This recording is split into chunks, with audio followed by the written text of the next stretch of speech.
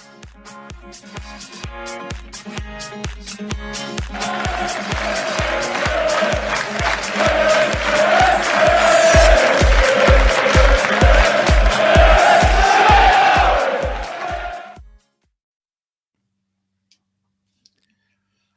everybody, and welcome back to the Stacey West YouTube channel. I am Ben, and I am joined by Tom from Parklife, the official Exeter City podcast, previewing the game at the weekend away at Exeter. Tom, how are you doing, my good man? Are you all well? I'm very well, thank you. Yeah, doing fine. Obviously, a tricky time for Exeter City at the moment with the run of form that we're currently in, but I'm doing well. Good. Well, you know, we like to start with a positive if we can. So as long as you're doing well, we're all good. So yeah, let's kind of jump straight into it then. Obviously, you've mentioned it's a tricky run of form for Exeter at the moment. You haven't won in the league in 6 games. Is there something particular that you can pinpoint that's gone wrong, or is it kind of a culmination of stuff that that seems to be building up to this poor run? So I think, it's quite easy to say, isn't it? But at the moment, it feels like the biggest problem is scoring goals. 2 goals in 6 games. I think, in reality, we'd like to have scored more than that. Defensively, I think we've conceded a few sloppy goals. And to be honest, I know it's a bit of a cliche, but I think luck has gone against us a few times. Look at the Wigan game a couple of weeks ago. And, we dominated that game and they managed to nick it. And you couldn't help but think that really just does sum up the time that we've had over the past few weeks. Look, it's tricky. But one thing I will say is that the team are fully together and the fans are still very much behind the manager, behind the team, and really raring for us to go on Saturday because we've got a point to prove. Okay, well, so yeah, let's dive into that a little bit. Obviously, it sounds like there's a good team spirit there. It sounds like there's a lot, that's positive. Do you think there is a way of turning this one round with the current squad that you've got? Obviously, you're not going to be able to make any changes till January. Any players that came in the summer window, how have they settled well, or is it still a case of them trying to gel in the squad and find their place? No, they really have gelled very well. You look at the start of the season and we were top of the league a month ago. And it's just been this 6-game streak, which has put us in the position that we're in now. And you go back to the start of the season, a 3-0 win away against Wickham on the opening day of the season. I couldn't believe what I was seeing. Some excellent results in there. A win away against Carlisle, a win away against Burton. More wins, Reading at home. They're all decent victories in there. And at the time, it looked like the team had gelled incredibly quickly. Tom Carroll, Ryan Trevitt, Reece Cole looked a formidable midfield trio. And to be honest, I think everybody was sort of finding their own way and really gelling as a team. It's just been this last 6 games which we haven't really looked like Exeter City, and that is a worry, but it's something that can be put right, I'm sure. Okay, let's talk about your style of play, your threats, and your weaknesses. What sort of obviously going to the game on Saturday? What can we expect to see from Exeter? And are there any players particularly that, even in the run at the moment, that will stand out for you? Yeah, for sure. So I'll start off on the sort of system we play then. It's a little bit fluid, but it's always a 3-back, and that can either be a 3-4-1-2 or a sort of 3-4-3 with 2 wingers plus 2 wing backs. And it's a system that looks pretty good. It feels like it should work, and it did work at the start of the season. Only now is it sort of not delivering what we want. But we've still got some excellent players in there. You mentioned, who I think could cause Lincoln some trouble, and I'd look straight towards our wide players, particularly Dimitri Mitchell, who is fantastic at this level. probably one of our best players at the moment, maybe our best player.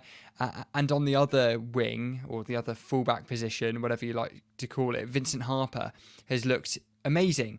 Even in this 6-game run, he's probably been the bright spark. There are other players who I could, of course, mention. A lot of them have been out injured and have only just returned. And we sort of used the injuries as a reason. I don't want to call it an excuse, because we had a lot of injuries. You're always going to be up against it. I think we're very much aware of that reason excuse at the moment with the Imps injury situation. I think every team uses it, don't they? But is it an excuse? I don't know. It feels like more of a reason to me. But once they come back, then you don't have a reason. You don't have an excuse. And yeah, we've still got a couple of players out, but we've got a strong enough team. No team in League One has got every single player fit. It's a fantasy to suggest that you're ever going to get a team that is fully fit. It doesn't exist. But we've certainly got players that are capable of delivering a result, and hopefully that comes pretty soon, because the team need it at the moment. Absolutely, and it's.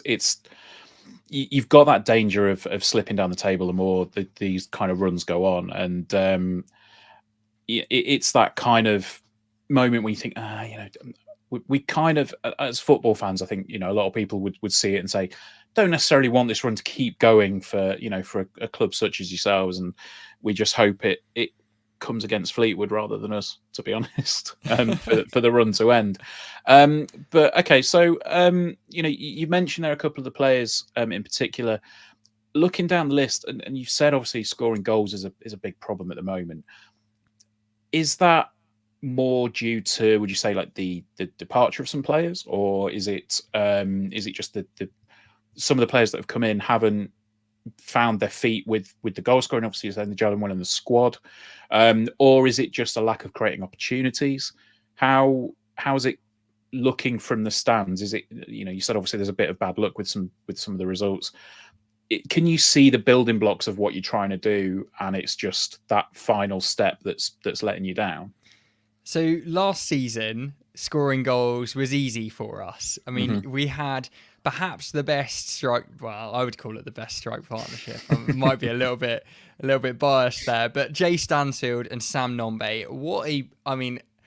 Look, I'm getting nostalgia already, and that was only from last season. If I could go back, I really would. But they were absolutely fantastic. And then even so, you had Josh Key on the right, who's now playing for Swansea in the Championship, scoring goals. He's an absolute superstar. And also Archie Collins in behind, who is creating those chances now at Peterborough, of course. So yeah, we've lost a few players. Nombe and Stansfield returning to his loan at Fulham, now is at Birmingham. And Sam Nombe sold pretty late on in the summer transfer window to Rotherham. And you can't help but feel that Nombe departure has it's cost us a little bit of goal threat, because he scored 15 league goals, I think it was, last season. And he's a great player at this level. He was guaranteed to get us double figures in terms of goals this season. And when you take away that goal threat, of course you're going to struggle a little bit more for goals. We've got two capable replacements in Admiral Musgrave and James Scott. Scott, of course, scored against Charlton. Musgrave hasn't managed to get his first goal yet, but he's only just come back from injury. So look, there is still goal threat in the team. But last season was incredible. We scored a lot of goals. But yeah, no, we'll see. Hopefully, we'll get a shed load of goals coming out of our strikers over the next few matches, because they're due one. They're due a few goals. And that's it, isn't it? When you have a run for so long, and like say when you have a player that departs that's had as big an impact previously that late on in the window. We found this before, that if you're trying to get a striker in that late in the window, then you either need to have very deep pockets or a lot of luck. And yeah, sometimes it just doesn't always work out. But yeah, I mean, is there anything from the Imp side that you've been impressed with, or that you've seen this season? Is there anyone that's caught your eye? There always tends to be maybe one or two names that come up when I asked people this question. So I'm interested to see if it's a similar pairing or a similar couple. Yeah, so I mean, I was speaking to Gary earlier. He's guesting on Parklife this week, and we were talking about Adelican. So you pronounce it, isn't it right?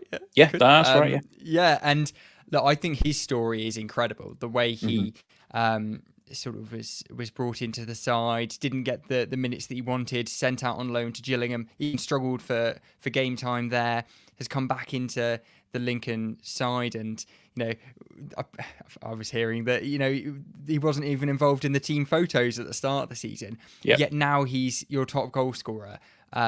And I can't help but think that after the brace he scored against Charlton, he's going to be full of confidence. So I think Adelican is obviously one player that I would keep an eye out for on. But I think there's a lot of threat in this Lincoln side. Look, when Mark Kennedy left, I think that, and obviously you've got your new caretaker manager taking over. I think maybe I'm sort of overreading it, but it feels like the players are playing with a bit of freedom, and there's a bit of threat from all of them. But I'd definitely pick out Adelican if I was forced to. Well, I challenge anybody that's watching this video to legitimately say that they could have predicted that at the start of the season, that somebody has said that Hakeem Adelican is the number one threat that they're looking forward to seeing. So yeah, I mean, let's try and get a bit of positivity in from an Exeter side. I mean, obviously you've said the guys seem to be playing well. They seem to be playing for each other, and they certainly seem to be playing for the manager. So that it seems like the future's not in question. What were your expectations before the season? And whereabouts do you think is a realistic target at this point? And do you think it can be achieved? So expectation has shifted. I think that's probably fair to say. Look, at the start of the season, I know a lot of people were sort of writing us off before a ball had even been kicked. Didn't like our transfer business. Didn't particularly like the players that we'd lost. They thought that had weakened the squad considerably. And look, maybe they had somewhat of a point, but I think that, seeing the replacements firsthand, I think that they were more than good enough to replace those players. So I thought that a similar finish to last year was pretty achievable.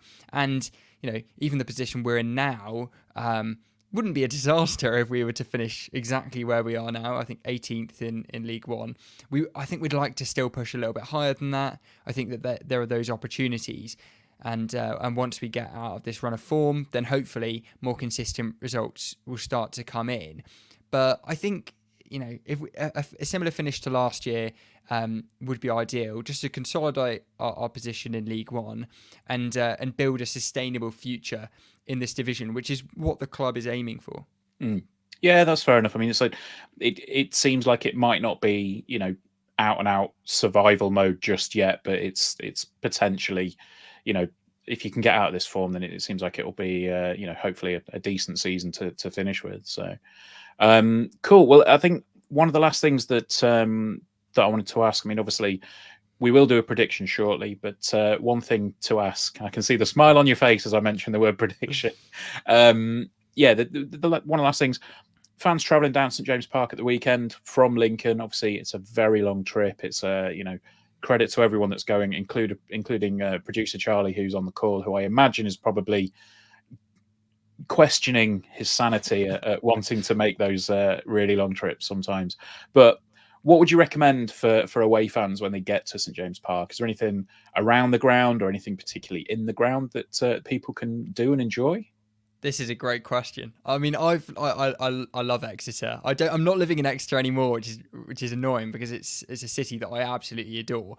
There's so much to explore. Oh my goodness me. I mean, obviously head into town. There's the Cathedral Green is one of the nicest spots. Head down to the quay. If you get to the ground or get to the city really early, then I would strongly suggest you go down to the quay, grab a nice coffee. It's lovely down there. It's a lovely city, if I'm totally honest. I've been to a lot of UK cities, and I think very few of them rival Exeter for its scenery. But look, I mean, around the ground, I think what you'll see is a ground that's pretty unique.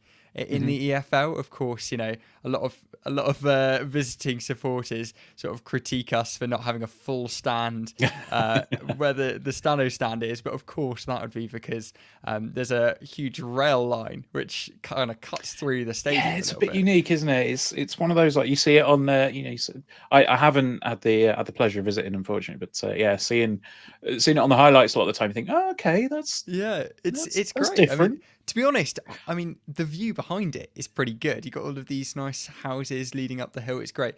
And then also the Big Bank, which is the largest standing terrace in England, I believe. Okay. You've got the sort of safe standing zones, which I think might rival those the Big Bank in that regard. But it's got those nice sort of steps in the barriers. So look, it's a lovely ground, and there's plenty to enjoy around it. Excellent stuff. So it's the moment. I'm sorry, we have to do it.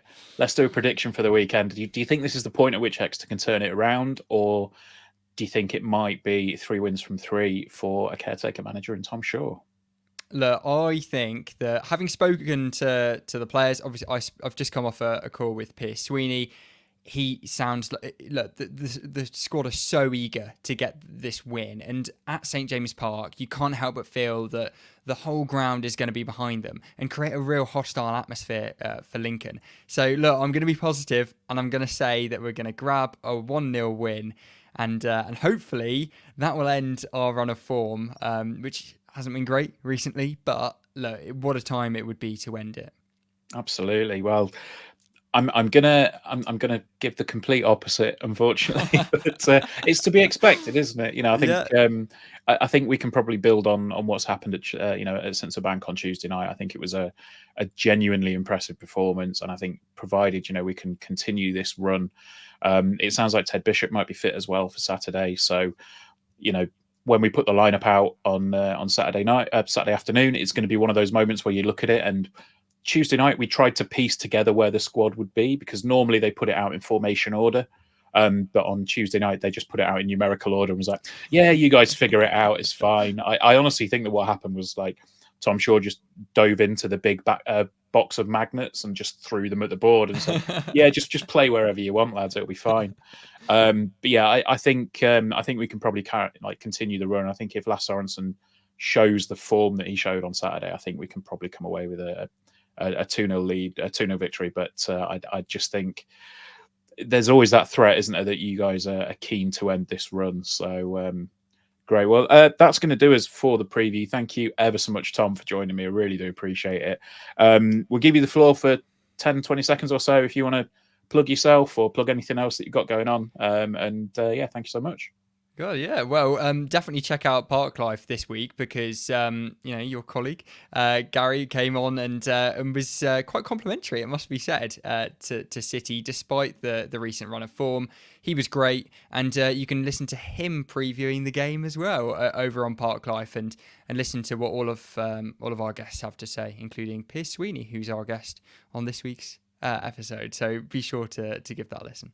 Super stuff. Well, thank you ever so much, Tom. And hopefully, those of you that are travelling down on Saturday, maybe have to see Tom, give him a wave. But until then, up the Imps.